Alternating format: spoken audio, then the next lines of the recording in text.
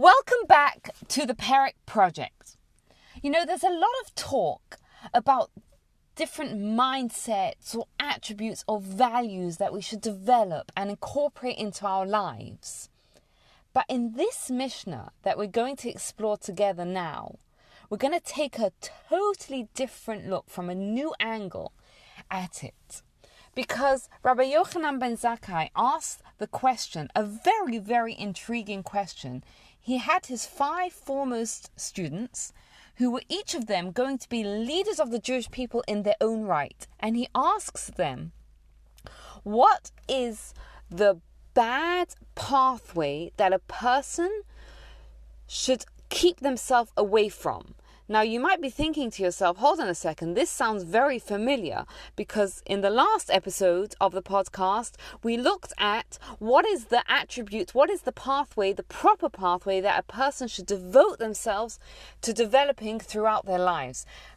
But here, he's asking the opposite, because it doesn't necessarily mean that just because something is good, that the opposite is bad, is evil in its own right. For example, if it's a good attribute to be happy with what you have, it doesn't necessarily mean that someone who has a desire for luxuries is necessarily evil, because they may not be hurting anyone else. So he's asking his 5 students, go out, find out for a regular person, what are evil ways that a person should stay away from? Give yourself a moment to try and figure out what you would say to answer this question. Now let's look at what these 5 leaders went out and discovered. So Rabbi Eliezer comes back and he says, an evil eye, someone who sees the negative, whether it's in things or other people. And it's fascinating that he says the evil eye in singular, and he's teaching us here that a person only becomes that way by shutting one eye, the eye that sees the godliness within another person.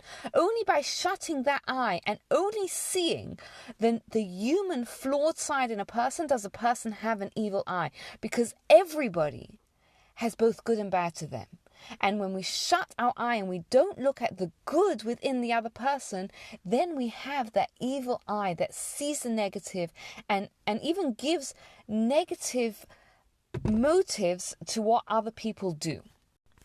Rabbi Yeshua says a bad friend, someone who acts unkindly to others. Stay away from that. Rabbi Yossi says avoid having a bad neighbor. By nature, human nature is that we adapt our behavior to our surroundings. So if we're in an environment that is negative, that is going to bring us down, and we have to avoid it, even if it means by uprooting ourselves and moving ourselves into a neighborhood where the influences are positive. Rabbi Shimon's answer is fascinating. He says, someone who borrows and does not repay. Now, obviously, that's not a good thing. But what's so terrible about it that he's giving that as a thing that we have to avoid at all costs? So firstly, we have to understand that he's referring to someone who borrows without giving it the forethought and evaluating whether this loan that he's taking out, whether he can repay that. And in this situation, his doing without thinking things through properly actually ends up harming someone else. But Rabbi Shimon says that it's like he's borrowing from God. So on the simplistic level, we're told that that's because when a person borrows from someone and doesn't pay them back, then God steps in and pays the lender back.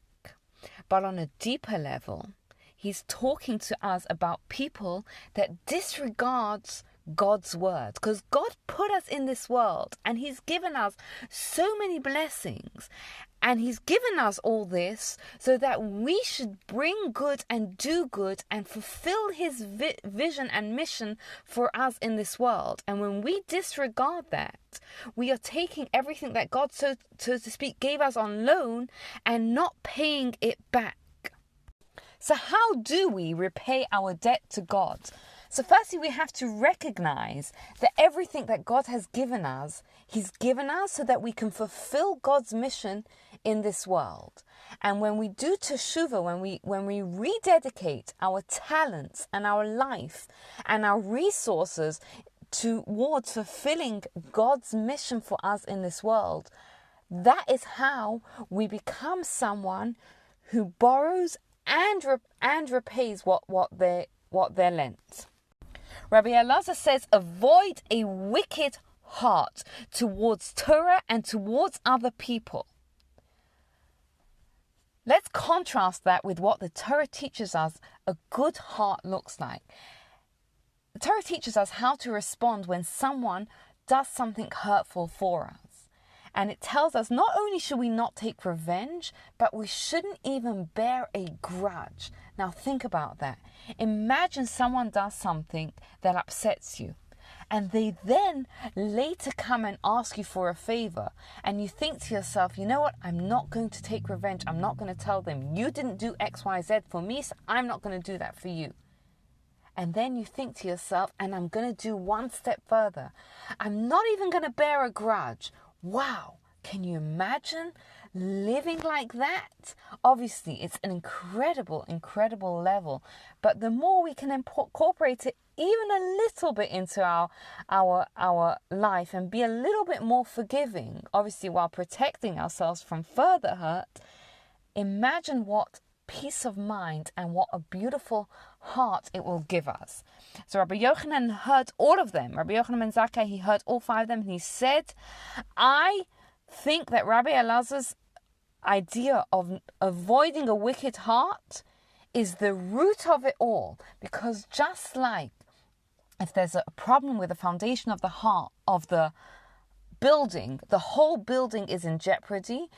The heart is the emotional center for all our emotions and our thoughts and our actions. And if there's decay there, if there's badness there, that affects everything. So stay away from negativity of the heart. Thank you so much for listening, and I'd love to hear which one of these resonated with you.